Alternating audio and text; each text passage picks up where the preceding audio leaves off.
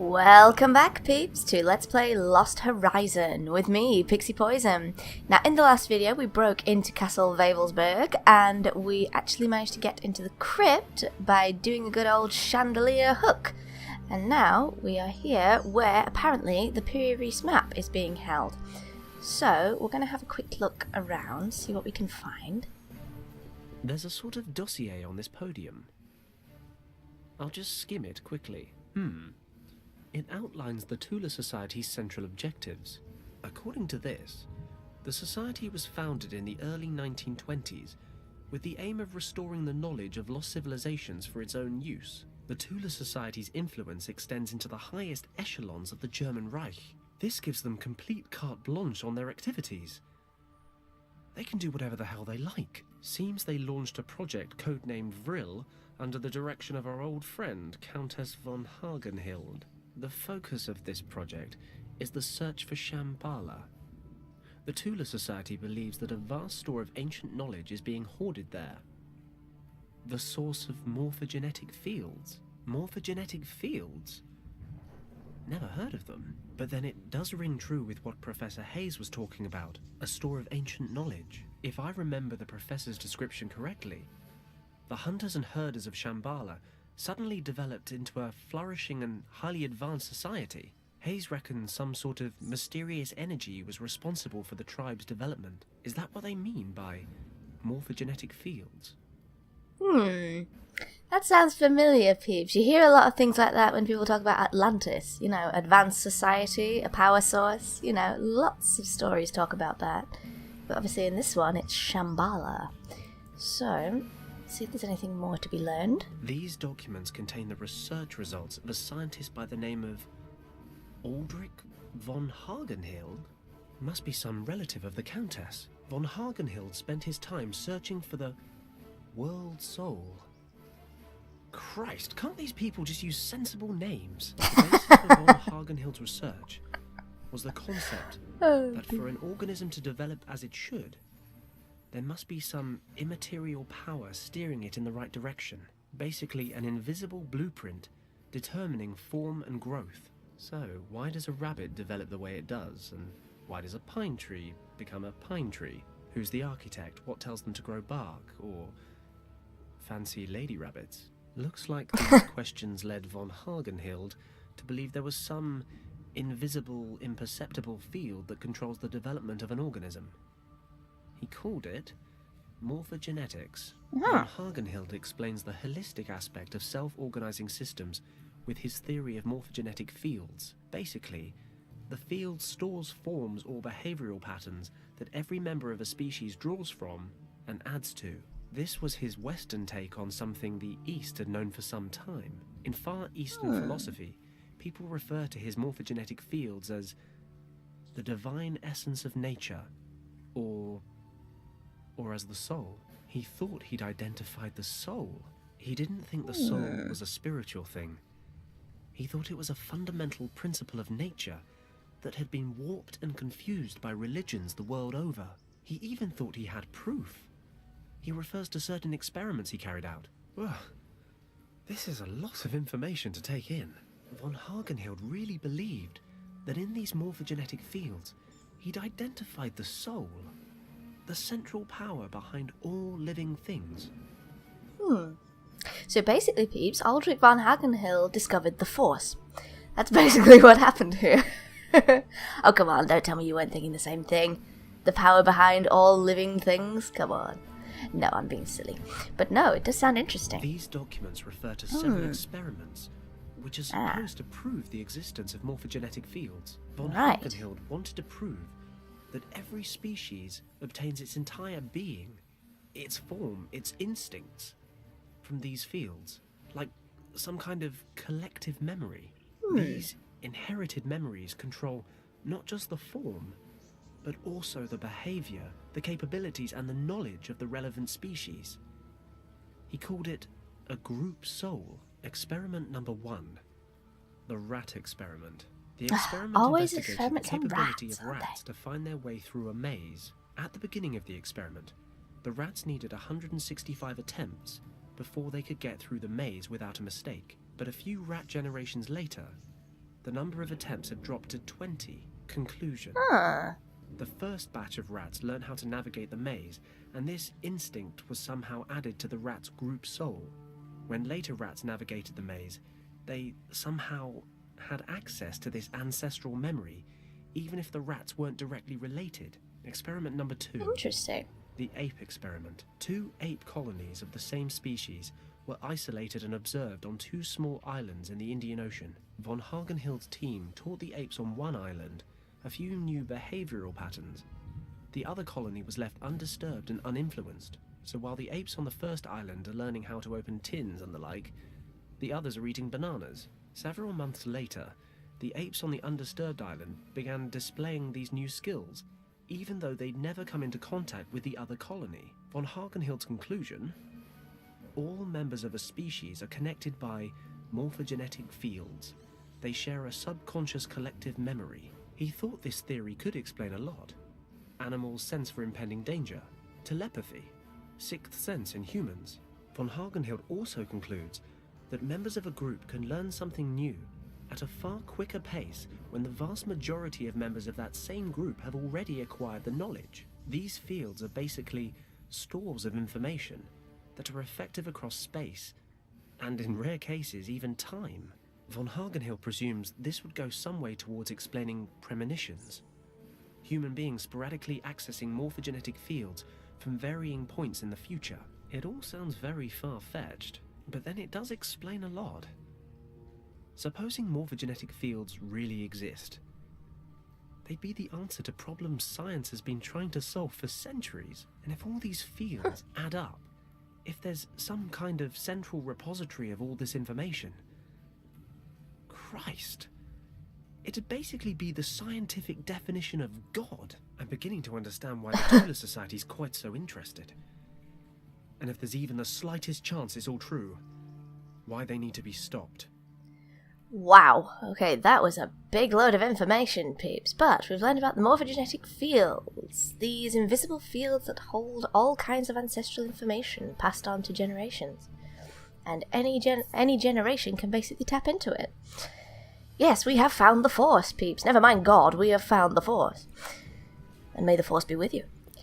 Is this Aha! Piri Reis map? It's hand-drawn, ancient. There are some notes next to it. Ooh. Finally, von Hagenhild became convinced that there must be a type of definitive field from which all other fields are derived. All manifestations have an origin. He tried to back this up with historical evidence. A world soul, for instance, had been proposed by Plato over Aha! 2,000 Plato! years ago. There it is, But Atlantis. what really convinced him was the discovery of an old, mysterious map of the world, drawn by the Ottoman general Piri Reis. I knew it! It's the map! Let's see. Further on in the text, von Hagenhild discovered that the general had drawn up the map in the 16th century, using sources which were thousands of years old. But how could they have known at that time what the world looked like? He posed the theory that a civilization had existed then, which possessed extraordinary knowledge and skill. He discovered a marking on the map, which was written in an unfamiliar language. Research in Far Eastern libraries revealed it was a long-forgotten Tibetan script. Once translated, it claimed the marking indicated the source of all knowledge, the center of the morphogenetic fields. It was a hidden valley in the Himalayas. Shambhala. Shortly before he died in 1934, von Hagenhild passed the responsibility of continuing the research onto his daughter. Professor Hayes was right. About everything. The Tula Society arrived at the exact same conclusion as he did. They were just one step ahead. Lucky I'm one step more. Richard used the first key to pass through the gate in that secret room in the monastery. I just need to find the second. The Nazis can't enter Shambhala without it. And, as it happens, I have the eye. And I have the map. I just need to use them to find the location of the second key. My last hope of finding Richard is based on an ancient legend. Great. It's time to cross everything I've got. And I mean everything. Okay, well, you don't need to tell me twice. What have we got? We need to use the Eye of the Dragon on the map, because I very much doubt we're going to be able to get it out. So let's have a look. Ooh! Hello! Fingers crossed. Boom! India! I've come all this way, but I'm still a little surprised it actually worked.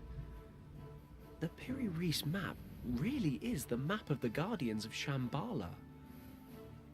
Or at least it was drawn to their specifications. So Professor Hayes was also right in thinking the priests of Shambhala took the second key artifact to India and hid it in a temple there. And now I know exactly where to look. On the Kathiawar Peninsula, just north of Bombay. Thinking about it, I actually know the commander of the British regiment in Rajkot. If the old drunkard hasn't been transferred for disciplinary reasons again, I'm sure he'll lend me a hand. Or at least a decent bottle. Then, I'll just have to find the temple and get hold of the key artifact. What could be simpler? Of course. Nothing could be simpler, could it, peeps? We just need to find the entrance to an ancient civilization and get there before the Nazis do. We basically have to be Indiana Jones. Yeah, piece of piss. But now we are doing the Indiana Jones thing. We're flying across. And there we are, India. Into Bombay, which is obviously now Mumbai. But let's see where we're heading. There we are, Kathiawar. Oh, here we are, Chapter 6, The Eye of the Tiger. It's the thrill of the fight. Rising up to the challenge of our rival. Oh yes, like we are a survivor. Oh, sorry, I'll stop. Supposed to be the last settlement. Other than that, there's nothing but thick jungle in every direction. The commander of the local troops led me this far. But now I need to quiz a local about the temple. I have no idea where it is. Hello? Hello? Jesus, where is everyone? Looks like this place was abandoned pretty recently. Hello? Is anybody there? The Nazis can't have been here already. Can they? Damn it. I'll have to find the temple on my own. Right. Okay, well, let's start looking around, see what we got. Tree. It's a big tree. There are leaves on it? I don't know. Yeah, that's a case of, yeah, you really don't know, do you? That's fine. That's fine. Okay. Oh, hello. Bundles of reeds. Can we... There are some reeds lying here. Looks like the villagers use them to thatch their huts. Okay, can we take some? Yes, I guess we can. Bamboo pole. I'm sure we can find a use for it. Bamboo pole. Why is it every time I see one of these things, I feel like something ridiculous is about to happen? Probably because it is. Let's grab it. I'll take that cloth with me too. Of course you will. Now, let's have a look. Oh. Oh, dear. Oh, dear. That doesn't look good. Feathers, blood. It's clear what happened here. Some huge winged monster had a nosebleed. Or a chicken got eaten. One of the two. Or both. Anything in the fire pit? Anything there? There are some chopped logs lying in the fireplace. Any chance we Not could grab them? much going on. No? Oh, okay. Oh, hello. White fur. Is that a cat under there? What is that? Oh, a goat. It's a small Not a cat. goat. It appears to be hiding underneath the hut. Well, no, it's definitely hiding underneath the hut. I can see it from here. Okay, can we All get it? This military training, and now I realize I never learned how to coax a goat out of hiding. Any chance it will... Bah! Bah! Damn. It's gone further underneath the hut. Damn it. Oh well. Alright, okay, is there any way we can look around? Oh, a basket. Can I grab it? Yes, I can. Damn right. Let's get everything we can. Clay jug. Can I grab that too? Oh yeah, we're picking up everything now. Pot shards. Can we glue the pot back together? Find some glue. Can make a proper pot out of it. Hell, it says we can pick up the chicken feathers. Can we actually? A man can never have enough feathers. Apparently so. Yes, we can. Oh my god. Right. Is there anything else?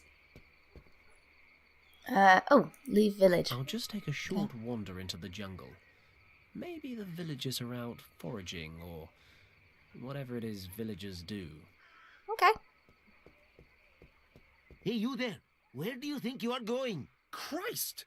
You frightened the life out of me. What the hell are you doing hiding in there? Get away from the edge of the jungle. Come here. What's wrong? Don't ask, just do what I say. Have I done something wrong?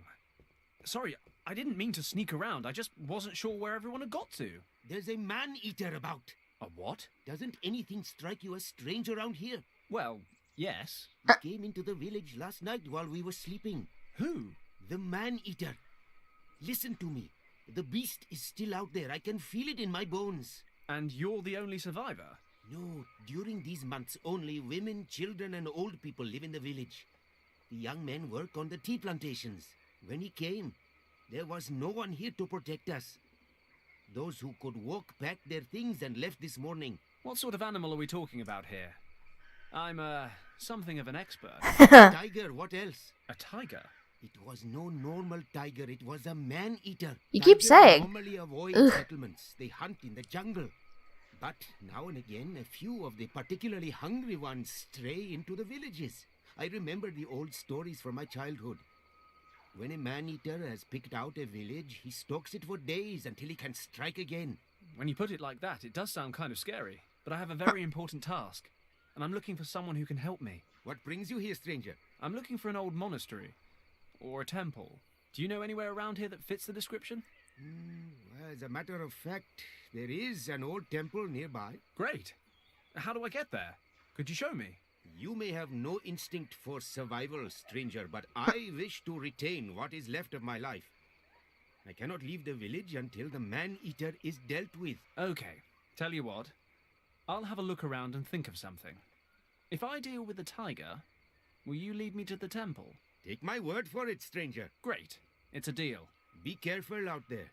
Fabulous. Okay, we've made a deal. Fine. Okay. Alright, let's see if we can find this tiger then. Yeah, if anything, we can bash the clay pot over its head. Save for a small trail leading southwest. Oh, yes.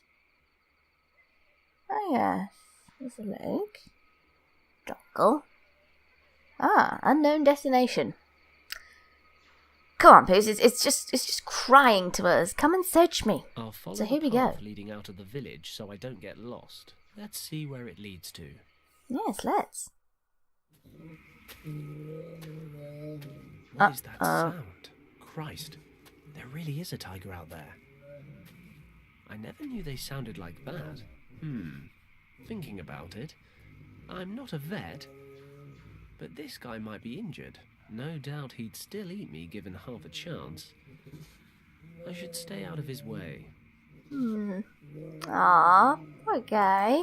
That's the man-eating tiger I'm supposed to be dealing with. It sounds like it's in pain. Aw. Well, while it's over there... Oh, hello. Herbs, eh? Salad. All that's missing is a thick, juicy, medium-rare ribeye and some chips. Hold the salad. Benton's a man after my own heart. I love it. Take those herbs. Anything marked herbs is bound to be useful. Let's be honest. Ooh, mushrooms. Something to go with our salad. I don't know anything about mushrooms, but that's no reason not to pick them. If they taste foul, I can just throw them away. Fine, yeah. Okay. There's a broken plane up here. I've seen a worryingly large number of plane wrecks in the last week. At least this one wasn't my fault. As far as I know. Okay. Oh, a vine. Hello. A thick vine. Any way we can climb it and get up there? It's pretty thick. I can't just pull it down. I wasn't thinking of pulling it down. I was thinking of climbing it, but... Okay. Swamp. Ugh. Leeches, dysentery, mud. not very enticing. That's fine. Okay. Anything else to look at or grab? I don't think so. Okay, let's head back. We've had a look at the tiger, so maybe the villager will know something about an injured tiger. Oh, hey! Hello? Yes? Any luck in hunting the tiger? Yes. Yes, I saw the tiger. You're right. He's still lurking about. Told you so. I think I know why it came into the village last night as well. He looks injured. He's out in the swamp making sad noises. Would that explain why he's acting so aggressively? Quite possibly. But regardless, I am staying in my hut. And don't go getting any wild ideas yourself. But I promised to help. As you please. Is there anything else? Wild ideas? Moi? Never. I found these mushrooms in the jungle. Are they edible? I would only eat them if you have sleeping problems.